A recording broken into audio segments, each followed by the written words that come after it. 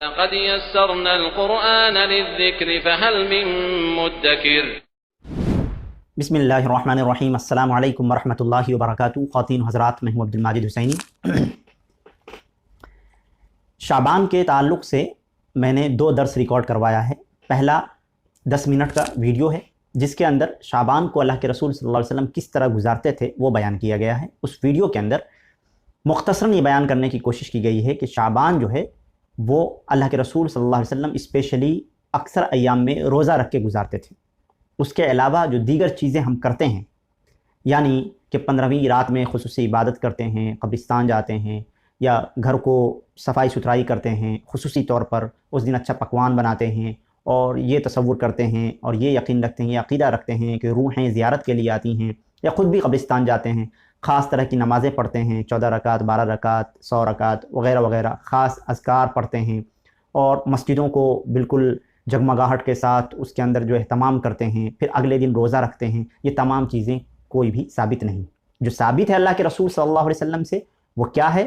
اکثر ایام میں روزے رکھنا۔ اور کیوں ہے؟ کیونکہ اللہ کے رسول صلی اللہ علیہ وسلم نے وجہ بھی بتا دی کہ اعمال اللہ کے پاس پیش ہوتے ہیں، اور میں پسند کرتا ہوں کہ میرے اعمال جب اللہ کے نزدیک پیش ہوں تو میں اس حال میں روزے سے رہوں۔ تو اللہ کے رسول صلی اللہ علیہ وسلم کا عمل کیا تھا؟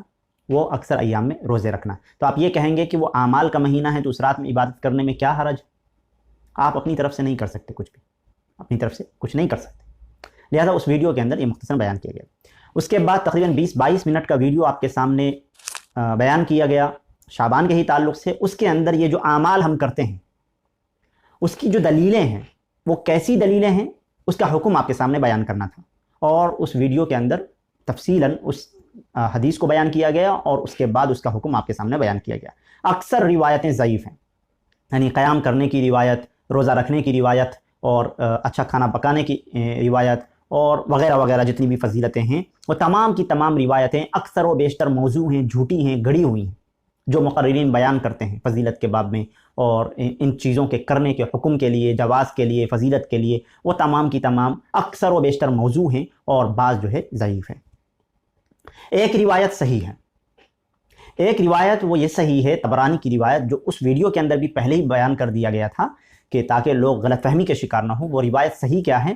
وہ صحیح اس معنی میں ہے کہ اللہ تعالیٰ آسمان دنیا پر نازل ہوتا ہے، اور 2 لوگوں کو چھوڑ کر، یعنی مشرک اور کینہ پرور کو چھوڑ کر اپنی نظر رحمت سے تمام کی مغفرت فرما دیتا ہے۔ یہ روایت صحیح ہے۔ اس کے علاوہ جو حضرت عائشہ کی روایت بیان کی جاتی ہے اس میں بھی جو 15 شعبان کا ذکر ہے وہ سب ضعیف روایت ہے۔ جو صحیح روایت ہے صحیح مسلم کے اندر موجود ہے، اس کے اندر اس رات کا کوئی ذکر موجود نہیں ہے۔ جنت البقیع کا جو معاملہ ہے وہ بالکل سپریٹ معاملہ ہے، الگ معاملہ ہے، وہ میں نے اس ویڈیو کے اندر بیان کر دیا گیا، ابھی اس کو تفصیلاً بیان نہیں کروں گا۔ آپ حضرات سے درخواست ہے کہ اس ویڈیو کو دیکھنے کے بعد ان دونوں ویڈیو کو بھی ضرور دیکھ لیں، تاکہ شعبان کا جو پورا مہینہ ہے، جو بدعات و خرافات سے بھرا ہوا مہینہ ہے، جو ہم لوگوں نے اس میں ایجاد کر رکھا ہے بدعات کو، خرافات کو، وہ سب ہم کرتے ہیں، وہ جو ہے اس سے ہم بچ سکیں، اور جو صحیح عبادات ہے وہ ہم کر سکیں۔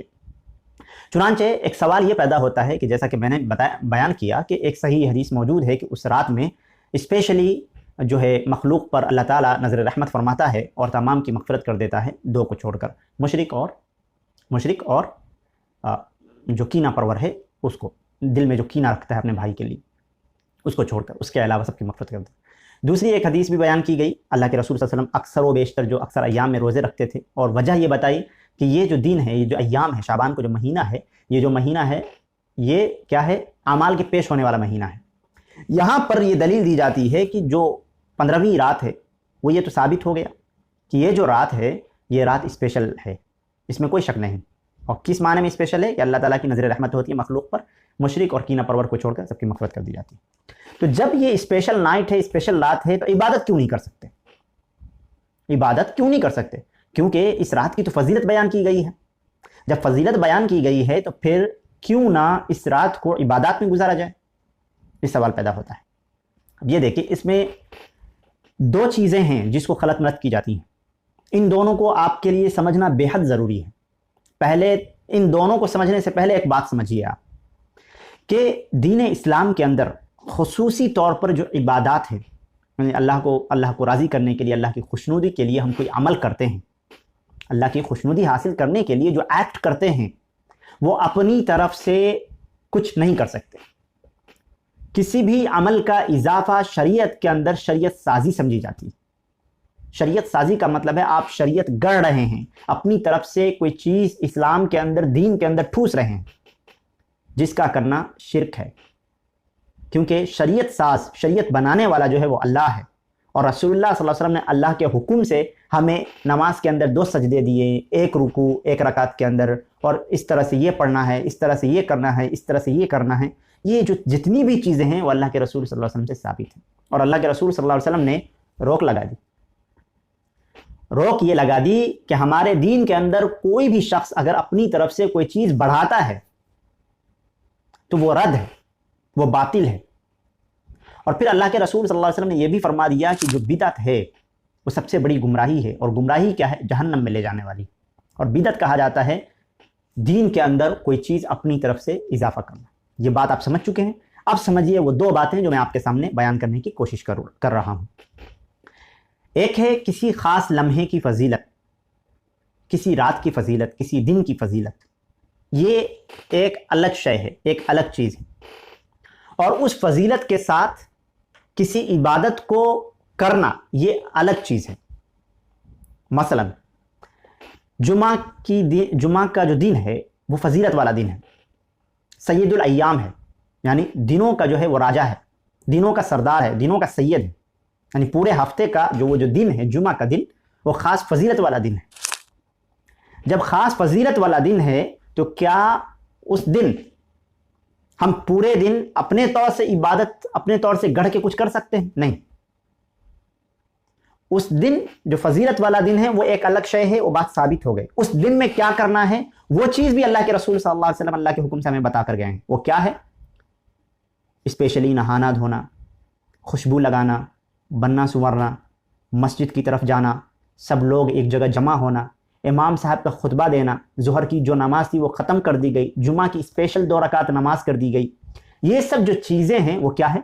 वो स्पेशल है। तो जुमा के दिन की जो फजीलत है वो एक अलग हुक्म से साबित है, और जुमा के दिन में क्या क्या करना है वो एक अलग हुक्म से साबित है। दोनों के लिए अलग दलील चाहिए। अगर कोई फजीलत वाला लम्हा है, अल्लाह के रसूल ने ये फजीलत बयान की कि ये जो दिन है बहुत मुबारक है, और उस दिन में अल्लाह के रसूल सल्लल्लाहु अलैहि वसल्लम से कोई इबादत साबित नहीं है, कुछ काम साबित नहीं है, कुछ अज़कार साबित नहीं है, तो अपनी तरफ से उसमें कुछ बढ़ा नहीं सकते। अब आइए हम अपने असल मौजू की तरफ आते हैं। हमारा मौजू क्या था कि ये रात जो है शब बारात वाली रात फजीलत वाली रात है। मैंने खुद कहा है कि वो सही है, तो आप जो मुकर्रिरीन हजरात है वो यही कहते हैं कि रिवायत सही है। और सही रिवायत क्या है? शुरू में ही मैंने बयान किया कि 2 लोगों को छोड़कर, मुशरिक और 2 किस्म के लोगों को छोड़कर, यानी जो मुशरिक जो शिर्क करता हो उसको छोड़कर, और जो कीना परवर हो, अपने मुस्लिम भाई के लिए कीना रखता हो अपने दिल में, उसके लिए बुग़्ज़ रखता हो, उसको छोड़कर अल्लाह ताला तमाम की मग़फ़िरत फरमा देता है नज़र रहमत से। तो ये दोनों चीज़ें। और मैंने ये भी बयान कर दिया था कि ये हमें इस फजीलत में शामिल होने के लिए हमें क्या करना चाहिए? हमें शिर्क से दूर रहने की ज़रूरत है, और अपने दिल से कीना अगर किसी के ख़िलाफ़ है तो उसको निकालने की ज़रूरत है। हमें कीना परवर नहीं होना, हमें मुशरिक नहीं होना। इंशाअल्लाह ताला हम उस लिस्ट में, उन लोगों में, उन मखलूक की लिस्ट में हम शामिल हो जाएंगे। इंशाअल्लाह ताला हमारी मग़फ़िरत होगी हर साल की उस रात में, ठीक है। लेकिन इस रात में फिर इबादत क्यों ना की जाए? क्योंकि ये स्पेशल नाइट है, अल्लाह ताला नज़र रहमत फरमा रहा है। तो ये तो पूरा उसूल मैंने बयान कर दिया गया, लेकिन इसको जवाब के एक अलग ही दलील से मैं आपको समझाने की कोशिश करता हूँ। ये देखिए,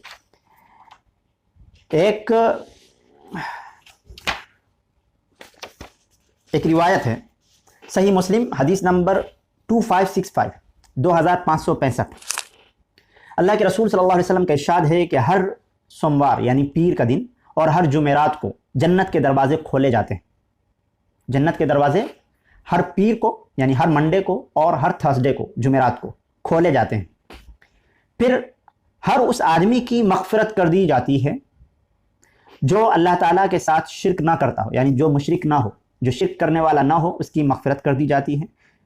यानी उस आदमी को छोड़कर, यानी जो शिर्क करता हो उसको छोड़कर, और सिवाय उस आदमी को जो अपने भाई से बुग़्ज़ व अदावत रखता हो, यानी जो कीना रखता हो अपने भाई के खिलाफ, उसको छोड़कर सबकी मग़फ़िरत कर दी जाती है। ये रिवायत कहाँ है? सही मुस्लिम हदीस नंबर 2565 के अंदर। शाबान 15वीं शाबान की फजीलत वाली रिवायत तबरानी के अंदर है। क्या है? कि उस रात में अल्लाह ताला नज़र रहमत फरमाता है अपनी मखलूक की तरफ, देखता है, और मुशरिक और कीना परवर को छोड़कर तमाम की मग़फ़िरत फरमा देता है।